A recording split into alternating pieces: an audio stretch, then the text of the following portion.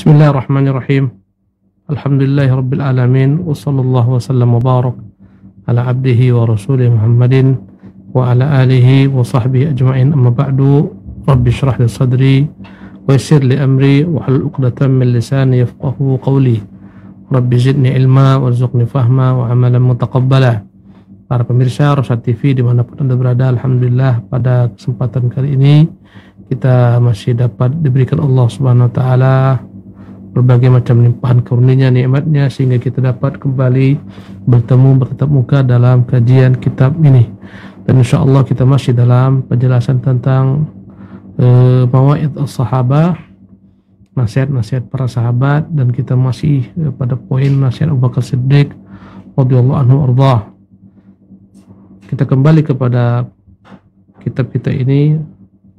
Berkata Abu Bakar Siddiq rahimahullah tabaraka taala, balagana annahu idza kana yaumul qiyamati nada munadin, telah sampai kepada kita berita kabar bahwasanya kelak di hari kiamat akan diseru oleh seorang penyuruh, diperintahkan Allah untuk diseru. Aina ahlul afwi, manakah orang-orang yang dahulu di dunia mudah memberikan maaf? Fayukafi'uhumullahu ta'ala bima kana min afwihim 'anil nas, maka Allah memberikan bagi mereka balasan dengan sebab perbuatan mereka yang begitu mudah memaafkan manusia. Pemirsa yang dimuliakan oleh Allah Subhanahu wa taala, Abu Bakar Siddiq memberikan kepada kita wejangan, petuah, nasihat bahwasanya hendaklah setiap mukmin itu berusaha untuk menjadi ahlul afwi, orang-orang yang mudah memaafkan terhadap orang-orang yang menyakitinya, yang menzaliminya. Dan itu adalah merupakan akhlaknya para nabi, akhlakul anbiya. Allah Jalla wa'ala menyebutkan dalam Al-Quranul Karim tentang memaafkan ini dalam firman-Nya ketika menyebutkan ciri-ciri hamba-hamba Allah yang bertakwa. Wasari'u ila maghfiratin min rabbikum wa jannah, bergegaslah kalian menuju ampunan Tuhan kalian dan menuju surga yang luasnya arduha as-samawati wal ard, luas langit dan bumi, uiddat lil muttaqin, yang disiapkan bagi orang-orang bertakwa. Ciri-ciri orang bertakwa kata Allah Subhanahu wa taala dalam ayat ini, alladzina yunfiquna fis sarra'i wad dharra wal kadhimina al ghaidha wal 'afina 'anil nas wallahu yuhibbul muhsinin. Mereka lah orang-orang yang senantiasa berinfak, bersedekah dalam segala keadaan, baik dalam keadaan senang maupun dalam keadaan susah. Wal kadhimin al ghaidha, mereka adalah orang-orang yang berupaya untuk menahan kemarahan padahal dia mampu melampiaskannya. Wal 'afina 'anil nas, mereka lah orang-orang yang senantiasa memberi maaf kepada manusia.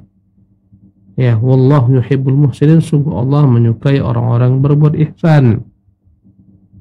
Maka ayat yang mulia ini menunjukkan kepada kita sikap hamba-hamba Allah bertakwa yang akan diberikan ganjaran surga. Mereka lah orang-orang yang senantiasa menahan amarah dan mudah memaafkan. Subhanallah. Lihatlah bagaimana praktek ayat ini dipraktekkan oleh baginda Nabi yang mulia sallallahu alaihi wasallam. Begitu mudahnya beliau memaafkan ketika beliau berdakwah ke Taif, ketika beliau dihujani oleh batu-batu, dilempar oleh kaum musyrikin, anak-anak melempari beliau, perempuan-perempuan melempari beliau.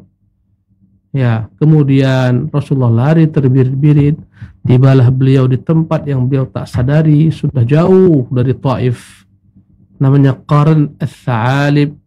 Ketika itu datanglah Jibril membawa malaikat gunung, mengatakan, ya Muhammad, ini kubawa padamu malaikat gunung. Sekiranya engkau perintahkan dia untuk mengangkat gunung, menimpakan gunung tersebut kepada penduduk Taif, Thaqif, dan kepada penduduk Makkah, niscaya akan dia lakukan.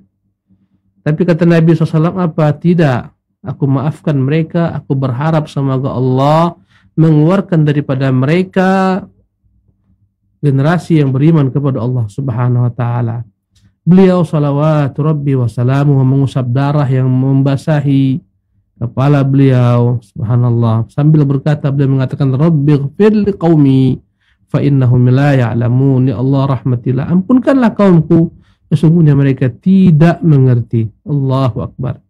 Inilah rasa maaf, mempraktikkan firman Allah, wal afina 'anil nas. Beliau diusir, salawatu rabbi wa salamu alaihi. Paman beliau Hamzah terbunuh, sahabat-sahabat beliau terbunuh. Ya, harta beliau semua dan harta para sahabat dikuasai penduduk Makkah dengan kezaliman. Bahkan mereka hampir-hampir membunuh Nabi SAW. Kalau bukan karena Allah menyelamatkan Nabi, niscaya terbunuhlah Nabi. Mereka mengepung rumah Nabi SAW. Ya, akhirnya Nabi SAW tinggalkan kota Makkah dalam keadaan sedih bersangatan. Beliau melihat kota Makkah dari jauh sambil berkata, Innaki la ahabbul biqa'i ilallah.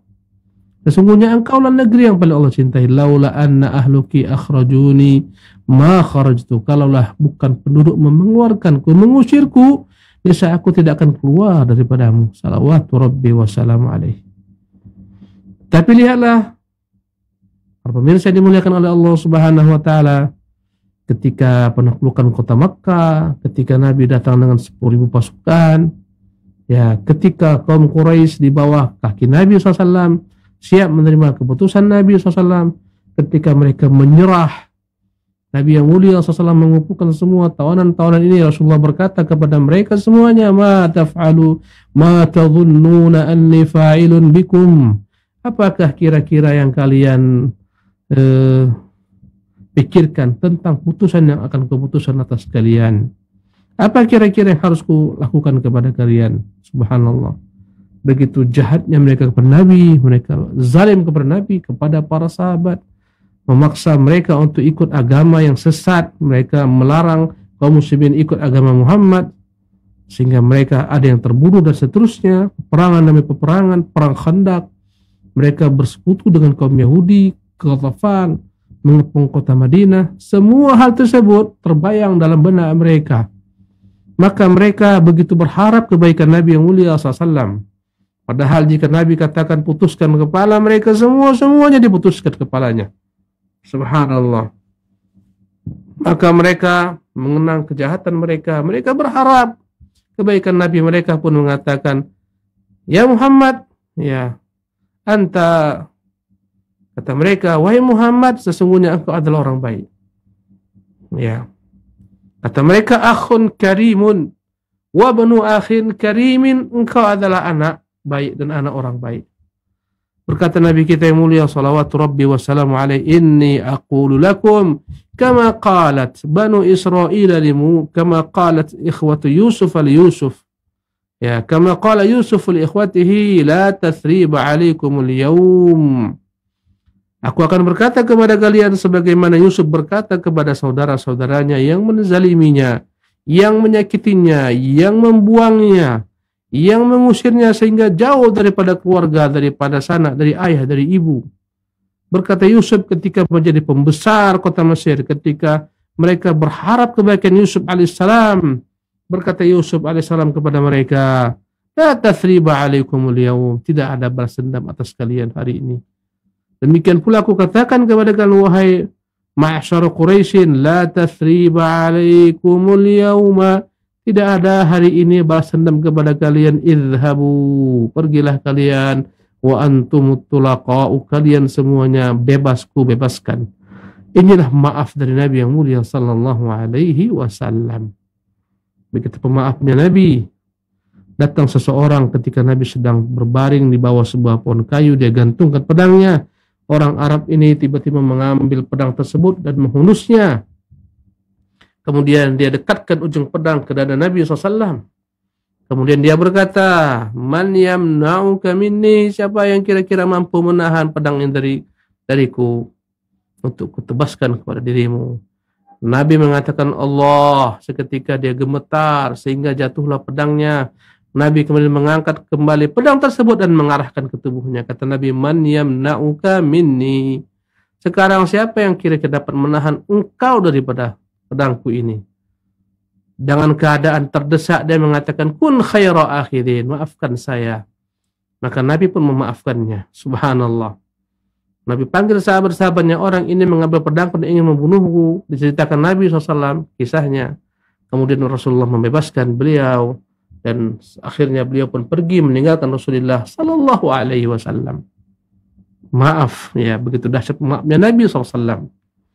Ya, ada seseorang ketika di Mekah begitu jahat kepada Nabi, sampai-sampai dia meludahi Nabi Sallallahu Alaihi Wasallam. Ketika penaklukan kota Mekah, ketika tertangkap penjahat-penjahat perang, Nabi telah mengomandukan ada beberapa orang dimanapun dapat dibunuh, darahnya dihalalkan Nabi SAW. Walaupun bergantung di kiswah Ka'bah, walaupun bergantung di kain Ka'bah, bunuh orang tersebut. Subhanallah. Ada sejumlah orang penjahat perang. Yang antaranya adalah Ikrimah bin Abi Jahal. Ikrimah, ya, begitu jahatnya kepada Nabi SAW.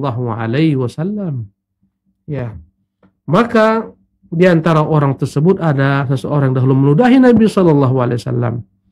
Ketika Nabi, ya, mendapatkan para tawanan tersebut, para penjahat perang, Nabi datang dengan pedangnya dan akan menghabisi orang ini. Tiba-tiba dia mengatakan, Asyhadu an la ilaha illallah wa annaka Rasulullah. Aku bersaksi tidak ada Tuhan yang hak kecuali Allah dan engkau Rasulullah. Maka seketika Nabi mengembalikan pedangnya ke dalam sarungnya dan duduk meninggalkan orang tersebut. Subhanallah. Inilah pemaafnya Nabi yang mulia, salawatu rabbi wa salamu alaihi. Dan Al-Quranul Karim banyak sekali memuji orang-orang yang mudah memberikan maaf. Allah Subhanahu wa taala berfirman, ya, dalam surat An-Nisa, in tubdu khairan aw tukhfuhu, jika kalian menampakkan kebaikan yang akan berbuat atau menyembunyikannya, aw ta'fu ansu, atau memberikan maaf kepada orang yang berbuat jelek kepada kalian, fa innallaha kana 'afuwan ghafur qadira. Sesungguhnya Allah adalah Tuhan yang maha pengampun, maha pemaaf. Allah akan mudah memaafkan kalian. Allah Subhanahu wa taala maha kuasa. Allah membolehkan kita membalas kezaliman yang diperbuat kepada kita, dibolehkan. Kata Allah tabaraka taala sebagaimana termuat dalam surah An-Nahl, wa in aqabtum fa'aqibu bimithli ma 'uqibtum bih. Kalau sekiranya kalian itu dizalimi, kalian boleh membalas kezaliman seperti itu. Wala in sabartum, namun kalau kalian bersabar, lahu khairun lis-sabirin, tentunya sabar itu lebih baik bagi orang-orang, ya, yang mampu bersabar. Kata Nabi, wala man sabara wa ghafara inna dzalika lamin azmil umur. Barang siapa dizalimi dia bersabar dan dia memaafkan, sesungguhnya itulah perkara yang paling sulit. Subhanallah. Kata Allah, wa in ta'fu wa tasfahu wa taghfiru, sekiranya kalian mudah memaafkan, mudah toleransi, ya, melupakan keburukan orang kepada kalian, memaafkan mereka, sesungguhnya Allah Tuhan Maha Pengampun lagi Maha Penyayang. Subhanallah. Pemirsa Rasyad TV dimuliakan oleh Allah Subhanahu wa taala. Ya, dan Nabi kita yang menjadi panduan kita juga menyebutkan dalam hadis-hadis beliau, Imam Muslim meriwayatkan, Rasulullah pernah bersabda, "Ma naqasat sadaqatun min mal." Tidak akan pernah berkurang harta gara-gara sedekah. Wa ma zadallahu 'abdan bi'afwin illa izza. Tidaklah ada seorang hamba, ya, Allah akan tambahkan baginya kemuliaan dengan sebab dia mudah memaafkan. Orang yang mudah memaafkan akan semakin mulia. Dia lihatlah bagaimana mulianya Yusuf di mata saudara-saudaranya. Lihatlah betapa mulianya Muhammad di mata Quraisy yang menyakitinya. Apabila engkau memberikan maaf kepada orang yang menzalimimu, padahal engkau mampu membalasnya, sungguh itu adalah merupakan kemuliaan bagimu, akan mengangkat derajatmu, engkau lebih tinggi daripada dia. Subhanallah. Ya, karena itulah kata Nabi SAW, wa ma zadallahu 'abdan bi'afwin illa izan. Tidaklah ada seorang hamba, Allah tambahkan baginya kemuliaan kecuali dengan mudah memaafkan kepada manusia. Wa ma tawadha'a ahadun lillah illa rafa'ahu Allah. Tidaklah ada seseorang yang dia menghinakan dirinya, merendahkan dirinya untuk Allah Subhanahu wa taala, tidak sombong, dia menghinakan dirinya kepada Allah, merendahkan dirinya kepada Allah, kecuali Allah akan mengangkat derajatnya. Subhanallah. Pemirsa Rasyad TV dimuliakan oleh Allah Subhanahu wa taala. Ya, Nabi kita yang mulia sallallahu alaihi wasallam juga pernah menyebutkan, ya, dalam hadis beliau alaihi salatu wassalam, kata Nabi dalam hadis yang dikeluarkan, ya, Al-Mundhiri dalam At-Targhib, Sahih Al-Albani, rahimahullah, Nabi bersabda, "Thalathun walladhi nafsu Muhammadin biyadihi. In kuntu lahalifan alaihinna." Ada 3 perkara, demi dia Allah yang jiwaku di tangannya, aku berani bersumpah dengannya. La yanqusu malun min sadaqah. Tidak akan pernah berkurang harta lantaran bersedekah. Tak perlu takut bersedekah. Allah tidak akan mengurangi hartamu dengan sedekahmu. Ya. Fatasaddaqu, maka kalian hendaklah bersedekah, kata Nabi SAW. Wala ya'fu abdun. Wala ya'fu, kata Nabi SAW. Wala ya'fu abdun an madlamatin yabtaghi biha wajah Allah illa rafa'ahu Allah bih. Tidaklah ada seorang hamba yang dizalimi, kemudian dia mampu memberikan balasan, hukuman, tapi dia memaafkan, kecuali Allah akan mengangkat derajatnya. Wala yaftahu abdun baba mas'alatin. Tidaklah ada seorang hamba membuka pintu meminta-minta kepada makhluk illa fatahallahu alaihi baba faqrin. Kecuali Allah akan bukakan baginya pintu kefakiran.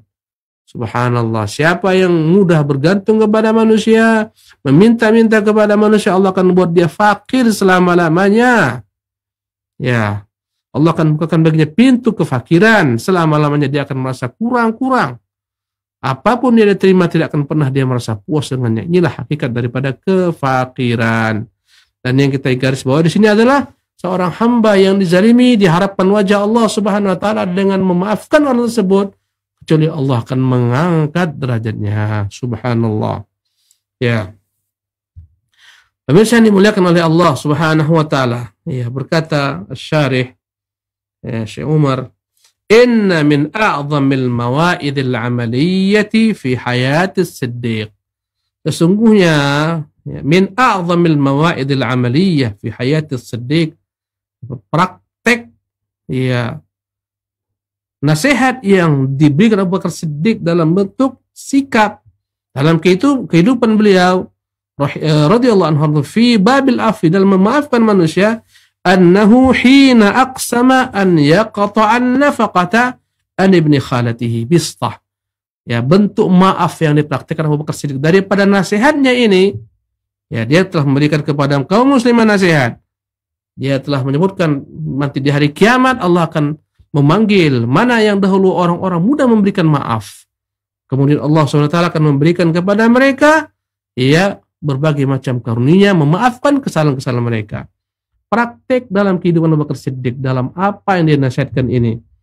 Suatu ketika sebagaimana terjadi dalam kisah hadithul ifki, ibunda kita Aisyah dalam satu peperangan, ya, ketika perang dari peperangan Muraisi, ketika singkat cerita kaum muslimin sedang berangkat pulang ke kota Madinah, ya, ketika itu mereka singgah satu tempat, ya, untuk beristirahat.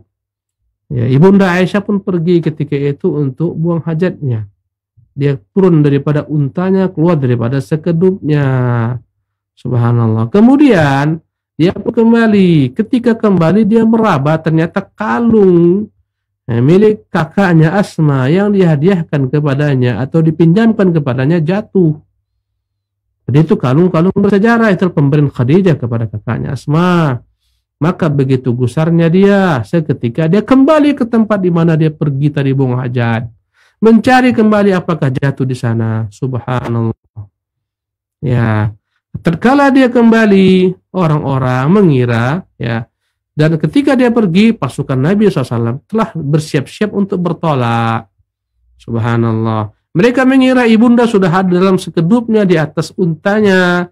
Berangkatlah mereka semua dengan unta-unta tersebut. Sementara dalam sekedup tersebut tak ada ibunda kita Aisyah radhiyallahu anha wa ardhaha.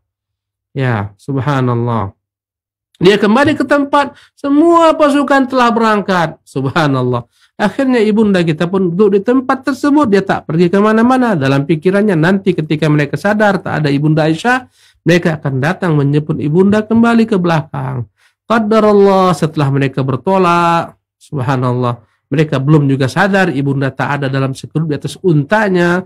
Ya, jauh sudah jaraknya. Lewatlah dari arah belakang ibunda kita seorang laki-laki daripada pasukan kaum muslimin yang juga tertinggal karena hajatnya. Namanya adalah Sofwan ibnu Mu'attil. Tatkala dia ketika itu masih malam hari, dia melihat ada seonggok benda yang dia dekati, ternyata ibunda kita tertidur, Aisyah radhiyallahu anha. Ketika dia dekat, maka dia melihat ibunda Aisyah, dan dia pernah melihat ibunda kita sebelum Allah wajibkan bagi si Nabi berhijab. Maka seketika dia pun beristirja, innalillahi wa inna ilaihi raji'un. Seketika ibunda kita terbangun, tersadar, subhanallah. Maka tak ada di antara mereka pembicaraan. Dia persilakan ibunda kita naik ke atas untanya, dia menuntun di depan. Mereka pun berangkat menyusul rombongan Nabi. Ketika rombongan Nabi SAW telah duduk beristirahat satu tempat, datanglah mereka dari kejauhan. Ibunda kita di atas unta dipimpin oleh Sofwan. Maka berita itu membuat Abdullah, apa yang dilihat membuat Abdullah bin Ubay bin Salul, pemimpin kaum munafikin, menyebarkan berita, lihat istri Muhammad telah berselingkuh dengan seorang pasukan, dengan seorang laki-laki. Sehingga gegerlah di kota Madinah, dibawalah berita ini kemana-mana, tersebar berita kemana-mana, ibunda kita berselingkuh, iyadzan billah. Dan di antara orang yang turut melariskan hal ini adalah sebagian sahabat Nabi, di antaranya Hamnah bintu Jahshin. Hamnah ini adalah saudari daripada istri Nabi Zainab bintu Jahshin. Ketika Rasulullah SAW selama 1 bulan, ketika sudah mendengar semua orang mengatakan demikian, Rasulullah pun bermusyawarah dengan keluarganya. Dia panggil Zainab, dia katakan, ya Zainab, menurutmu bagaimana Aisyah? Kata Zainab, aku tak mengetahui daripada istrimu Aisyah kecuali dia adalah seorang perempuan yang baik. Dipanggil pula ketika itu budaknya Aisyah dibebaskan, namanya Barirah. Ya Barirah, bagaimana tentang ibundamu ini? Kata Barirah, dia seorang baik, tapi dia kanak-kanak ya Rasulullah. Kadang-kadang andai kata dia menyemur gandum, dia lupa, ya dimakan oleh burung-burung. Hanya itu ya Rasulullah. Dia kumpulkan keluarganya bertanya tentang Aisyah. Kata Nabi, aku pun tak yakin istriku berbuat selingkuh, tapi telah tersebar berita. Di antara yang menyebarkan adalah ibnu khalatihi, anak bibinya sendiri yang bernama Mistah bin Utsatsa, turut menyebarkan berita ini, la ilaha illallah. Padahal ini kerabatnya, seharusnya dia membela, ya bahkan dia turut menyebarkan. Subhanallah. Ya, ba'daan jara lisanu bimaqalati ahli ifki, setelah dia menyebarkan berita tentang kedustaan ini dari para pendusta. Maka 1 bulan penuh ibunda kita dalam keadaan bersedih, bahkan dia terus menangis. Subhanallah. Sebelumnya ibunda kita tak pernah tahu apa yang dikatakan manusia di luar rumah. Suatu hari dia pergi dengan ummunya Mistah, ibundanya Mistah, ya berangkat untuk sebagaimana kebiasaan mereka, pergi untuk buang hajat, pergi mereka menjauh.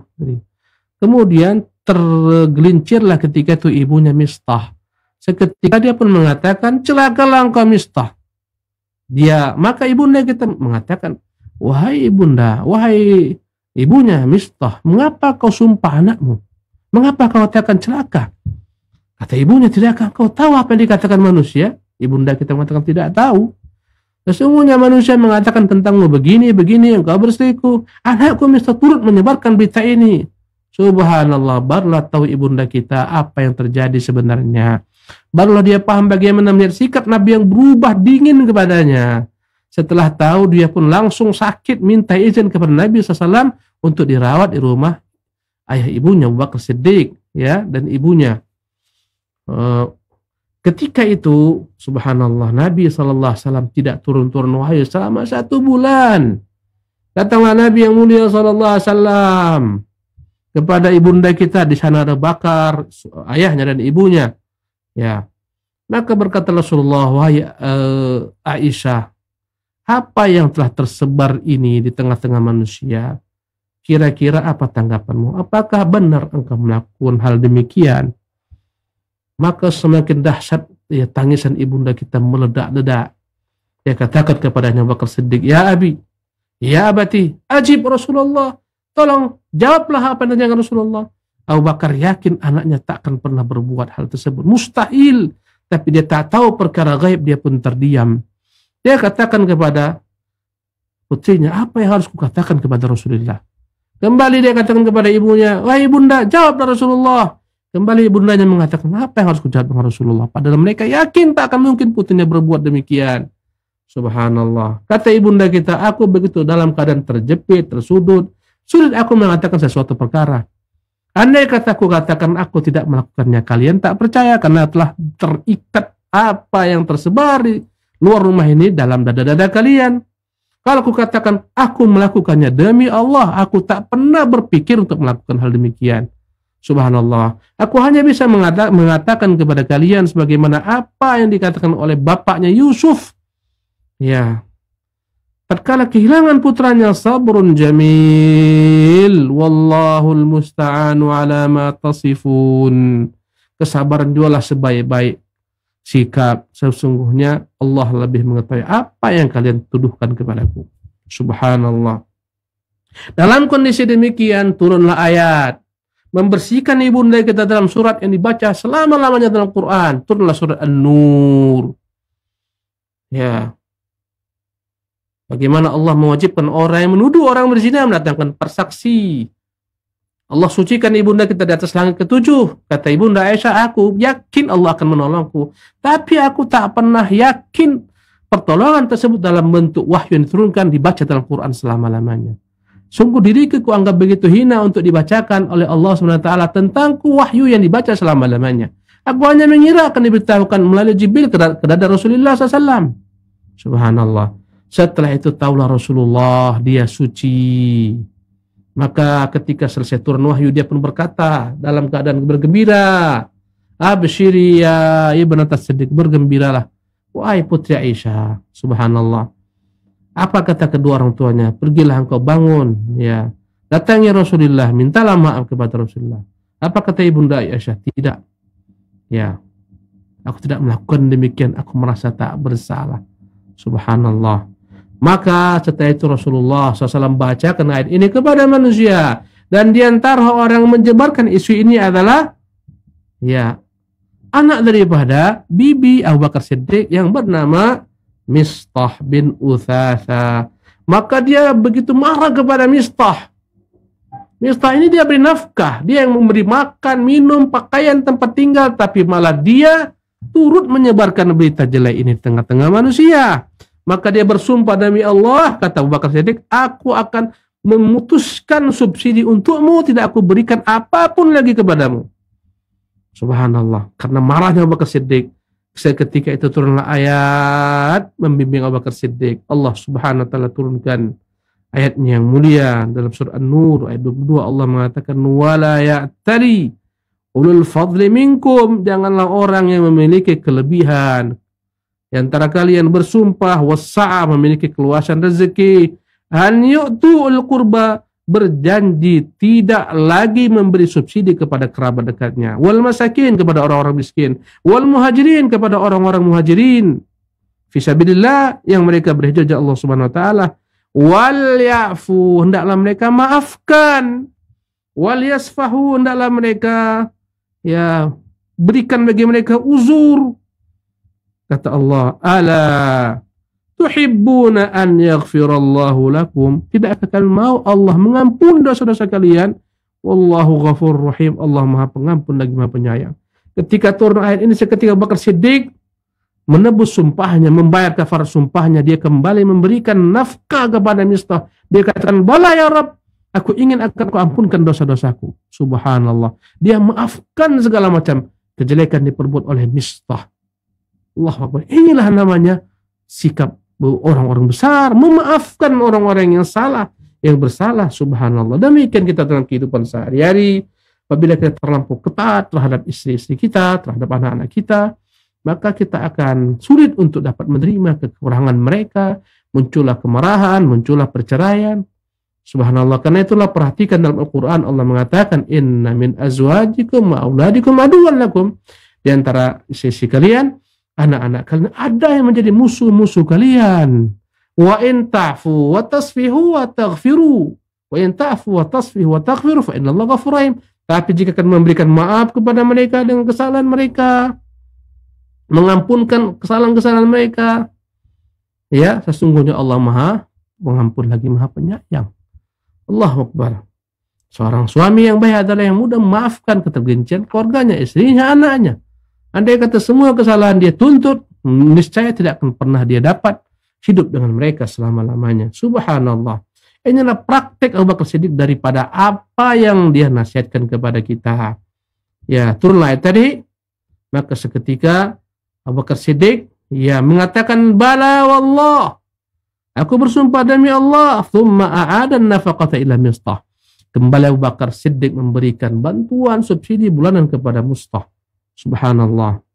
Hina nata'ammalu hadzal mawqifa fa innaka satajidu liqaulihi hadza mawqi'an 'aziman. Ketika engkau perhatikan bagaimana praktek langsung daripada apa yang disampaikan Abu Bakar Siddiq dalam perkara mudah memberikan maaf, engkau akan mendapati benar-benar pesan yang begitu agung. Akan kau dapat dalam hatimu pembenaran atas apa yang dia katakan. Pemirsa yang dimuliakan oleh Allah Subhanahu wa taala. Demikianlah materi yang dapat kita sajikan pada kesempatan siang yang penuh keberkahan ini. Insyaallah taala kita akan berjumpa dengan nasihat Abu Bakar lainnya di kesempatan yang akan datang. Subhanakallah bihamdika wa asyhadu an la ilaha illa anta astaghfiruka wa atubu ilaik. Kita kembalikan kepada pembawa acara kita. Tafadhal ya akhi Husnul. Baik Ustaz, jazakumullah khairan Ustaz atas pemaparan materinya, dan para pemirsa Rosyad TV dimanapun Anda berada yang mau bergabung bersama kita di kajian kitab pagi ini, kita persilahkan bisa melalui line interaktif kita di nomor 082288886630, atau juga bisa melalui pesan WhatsApp, juga bisa melalui komentar di kolom komentar platform media sosial kita yang melakukan live streaming. Dan sudah ada pertanyaan yang masuk melalui WhatsApp-nya Rosyad TV, Ustaz, kita bacakan Ustaz. Assalamualaikum Ustaz, ada anak teman anak sekolah di Yaman Malaka, katanya kuliah, tapi anak lihat anak ini cium kuburan di Yaman Malaka. Katanya sunnah. Kuliah apa ini Ustaz? Kalau boleh anak infonya. Silakan Ustaz. Bismillah, alhamdulillah. Mungkin bukan Malaka tapi Mukalla. Ya. Ada anak yang belajar di Yaman. Kemudian salah mengambil guru tentunya. Ya, mencium kuburan, mengharapkan keberkahan kepada kuburan. Ya, tentunya kita harus pastikan bahwasanya negeri Arab itu tidaklah bisa mensucikan manusia. Jangankan Yaman, bahkan Makkah pun tidak bisa membersihkan manusia. Yang namanya orang tersesat ada saja. Ya, sebagaimana ada ulama-ulama yang di atas sunnah, ada juga ulama-ulama yang mengajak manusia kepada bid'ah. Bukan hanya di kota Yaman, bahkan mungkin juga di Makkah. Dan kita ketahui ada orang-orang semacam ini. Mereka juga punya murid-murid, ya subhanallah. Oleh karena itu kita katakan, hendaklah kita benar-benar pastikan di mana anak-anak kita belajar. Ya, terkenal dengan syiahnya. Sana ada Syiah Zaidiyah, bahkan sekarang sudah menjadi Rafidhah.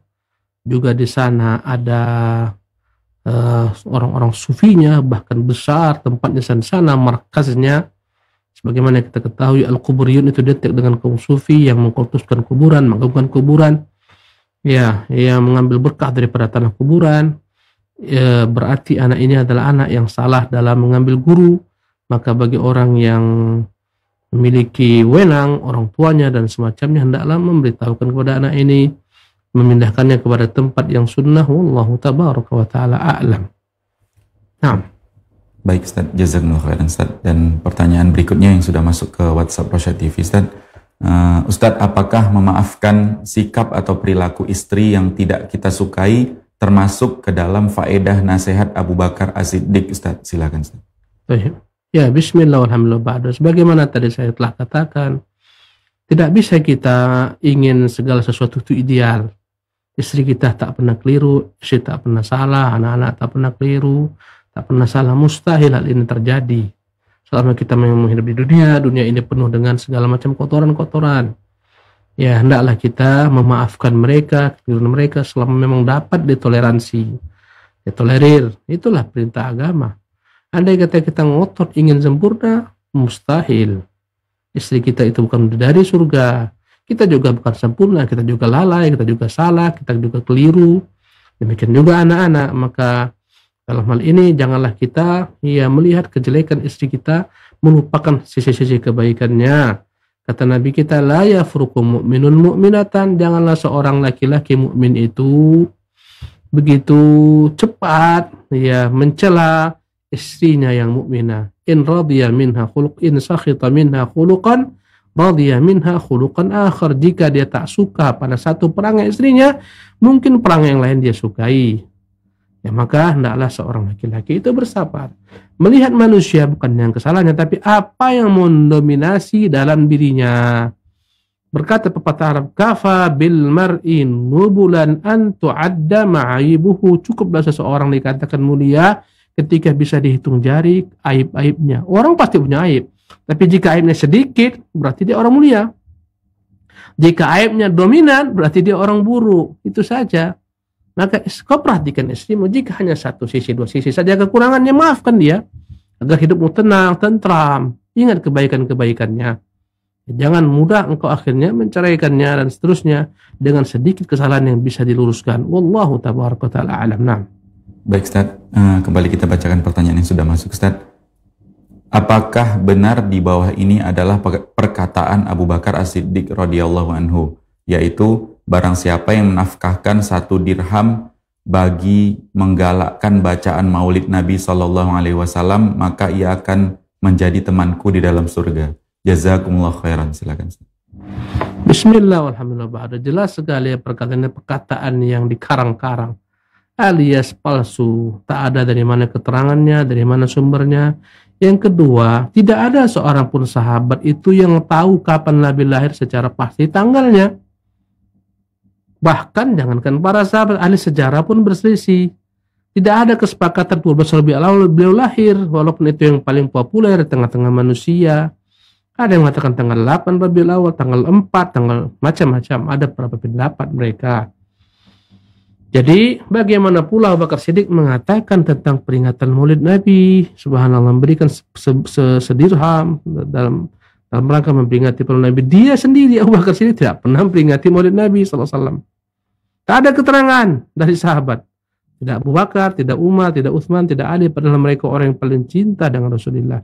Bahkan Nabi pun subhanallah, berapa tahun beliau hidup setelah menjadi Nabi SAW, 23 tahun, sebelumnya 40 tahun, 63 tahun. Tidak pernah Rasulullah SAW setelah menjadi Nabi menyuruh orang untuk memperingati kelahirannya, tak pernah ada. Padahal dia seorang Nabi, subhanallah.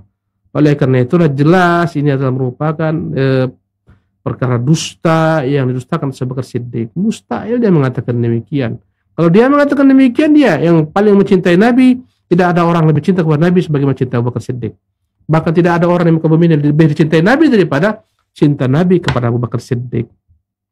Sampai-sampai Rasulullah mengatakan, "Lau kuntu muttakhidan min ahli ardi khalilan, lattakhadtu Abu Bakar khalil." Kalau boleh aku mengangkat ada seorang kekasih hatiku di muka bumi ini, selain Allah SWT, akan aku ambil Abu Bakar Siddiq. Tapi sahibukum Khalil Rahman. Tapi aku ini adalah merupakan kekasih Allah yang Maha Penyayang. Jelas kedustaannya. Tidak ada satupun hadis yang sahih mengenai Maulid Nabi SAW kecuali puasa di hari Senin. Hanya itu saja. Kenapa Rasulullah berpuasa, kata Nabi, hari itulah aku dilahirkan. Salawatu Rabbi wassalamu alaih. Kalau kamu memang ingin mencintai Nabi, mengikuti sunnahnya, berupayalah engkau melaksanakan puasa Senin bagi tanda cintamu kepada Nabi SAW. Ya, bukan dengan tanggal tertentu. Alangkah keringnya kecintaan seseorang jika hanya setahun sekali ya dikenang nabinya mulia SAW. Tidak ada yang namanya peringatan-peringatan semacam ini, dan dia bukan daripada Islam, meniru daripada orang-orang di luar Islam. Ketika orang-orang kafir tak ada kecintaan kepada ibundanya, mereka buat hari ibu. Subhanallah. Ya, begitulah seterusnya, hari anak sedunia, hari ibu, hari apa lagi, macam-macam. Itu bukan daripada Islam. Allah Ta'ala alam. Nah. Baik Ustaz, jazakumullah khairan Ustaz. Dan para pemirsa Rosyad TV dimanapun Anda berada, bagi yang mau bergabung bersama kita di kajian kitab pagi ini, mungkin masih ada waktu, kita persilahkan di line interaktif kita di nomor 0822 8888 6630, atau juga bisa melalui pesan WhatsApp, juga bisa komentar di kolom komentar platform media sosial kita yang melakukan live streaming. Dan mungkin ini pertanyaannya sudah masuk, kita bacakan kembali Ustaz. Assalamualaikum Ustaz, semoga Ustaz dan keluarga sehat selalu dan tetap dalam lindungan Allah. Izin bertanya Ustaz, saya dari kecil tidak pernah jumpa dengan ayah saya. Dan waktu saya masih SD kelas 4, saya dapat kabar kalau ayah saya sudah meninggal dunia. Dan ibu tidak pernah bercerita tentang sosok ayah saya. Dan sampai saya dewasa, saya tidak mengenali keluarga dari ayah saya. Dan saya belum pernah ke kuburan beliau, Ustadz. Apa yang harus saya lakukan, Ustadz? Rumah keluarga ayah saya saja saya tidak tahu, Ustadz. Dan ayah sama ibu sudah cerai mati. Saya cuma tahu hal itu. Apa yang saya lakukan terhadap ayah saya selain berdoa? Apakah saya harus mencari keluarga ayah saya, Ustaz? Jazakallah khairan, Ustaz. Silakan, Ustaz. Iya. Bismillah, alhamdulillah, wassalatu wassalamu ala haula wala quwwata illa billah. Berbakti kepada orang tua adalah bab yang begitu ditekankan dalam Islam. Bahkan berbakti kepada orang tua itu kedudukannya setelah menyembah Allah, setelah tauhid. Wa qadha rabbuka alla ta'budu illa iyyah. Tuhanmu telah menetapkan jangan menyembah kecuali hanya kepadanya. Wabil walidaini ihsana. Dan berbaktilah kepada orang tua. Ketika dalam kondisi orang tua kita tak pernah tahu di mana keberadaannya, tak pernah lihat dia, kita hanya mendengar dia meninggal, keluarganya pun tak tahu, ibu pun tak pernah cerita, apakah kita masih bisa berbakti kepada orang tua? Bisa tentunya. Dan Nabi telah mengajarkan berbakti kepada orang tua setelah meninggalnya adalah dengan menyambung silaturahmi kepada kerabat-kerabatnya, kepada kawan-kawan dekatnya jika diketahui. Cari mana kerabatnya, mana adik-adiknya, mana abang-abangnya, mana kakak-kakaknya, mana pamannya, mana pihak keluarganya, cari. Di mana kampungnya, cari. Silaturahmi kepada mereka, berbuat kebaikan kepada mereka, mensupport mereka. Allah mengatakan wa ati dzal qurba haqqa, berikanlah hak kerabat dekat. Kalau kita punya kelebihan uang, bantu mereka, bersedekah kepada mereka. Ketika semua tak jumpa, kita masih bisa berbakti kepada orang tua kita dengan mendoakan dia. Satu. Yang kedua, kita bisa mengerjakan ibadah umrah untuknya jika dia belum pernah umrah, atau haji untuknya jika dia belum pernah haji. Kita dibolehkan oleh Rasulullah untuk memperbanyak sedekah atas namanya. Ketika bersedekah, niatkan ini untuk sang ayah. Beli tanah, wakafkan tanah, bangun masjid untuk ayah. Ini Allah akan sampaikan. Inilah cara baktimu. Wallahu tabaraka wa ta'ala alam. Na'am. Baik, Ustaz, jazakumullah khairan, Ustaz. Dan mungkin ini yang terakhir dari kita, Ustaz. Apakah memaafkan diharuskan juga melupakan? Karena kita kadang berhasil memaafkan tapi berat untuk melupakan. Apakah ini indikasi bahwasannya kita belum sepenuhnya memaafkan? Silakan. Bismillah, alhamdulillah. Kita diperintahkan dalam agama untuk memaafkan. Adapun melupakan tidaklah diperintahkan dalam agama. Tentunya segala sesuatu yang telah terjadi itu masih dalam ingatan kita. Karena melupakan perkara yang begitu pahit dalam hidup ini, kita pernah diperbuat seperti ini, seperti itu, berat. Bahkan Nabi pun tak pernah melupakan apa yang diperbuat oleh kaumnya kepadanya. Tak pernah Rasulullah lupakan, tapi Rasulullah memaafkan. Kata ibunda kita, ya Rasulullah, apakah engkau pernah merasakan betapa dahsyatnya perlakuan yang dilakukan kepadamu ketika engkau berdakwah? Kata Nabi, ketika aku berangkat ke Thaqif mendakwai mereka, aku dilempari mereka sehingga datanglah malaikat Jibril dan malaikat gunung sebagaimana tadi kita telah sebutkan. Maka tak ada kewajiban melupakan, tapi memaafkan. Dan itu pun bukanlah kewajiban memaafkan. Andai kata engkau dizalimi orang, kau boleh membalas. Tapi ketika engkau maafkan, inilah merupakan tingkat tertinggi daripada keimanan. Wallahu tabaraka wa ta'ala alam. Demikian kajian kita pada kesempatan kali ini. Semoga Allah mudahkan untuk berjumpa di kesempatan lainnya. Wassallallahu wasallam ala nabiyina Muhammadin wa akhir da'wana alhamdulillahi rabbil alamin. Wassalamualaikum warahmatullahi wabarakatuh. Waalaikumsalam warahmatullahi wabarakatuh. Baik, Ustaz, jazakumullah khairan, Ustaz, atas penjelasan, bimbingan dan arahannya. Dan para pemirsa Rosyad TV dimanapun Anda berada, dengan demikian berakhir sudah kajian kitab kita pagi ini, dan kita insya Allah akan ketemu lagi di pertemuan selanjutnya, masih membahas kitab Mawaid As-Sahabah atau nasihat-nasihat para sahabat Nabi SAW, dan kita masih di nasihatnya Abu Bakar As-Siddiq radhiyallahu anhu. Lebih dan kurang kami mohon maaf atas segala kekurangannya, dan apa yang kita sajikan pagi ini mudah-mudahan bermanfaat tentunya untuk kami di sini, juga untuk Anda dimanapun Anda berada. Mewakili kru yang bertugas kami pamit, kita tutup dengan doa kafaratul majelis. Subhanakallahumma wa bihamdika asyhadu an la ilaha illa anta astaghfiruka wa atubu ilaik. Assalamualaikum warahmatullahi wabarakatuh.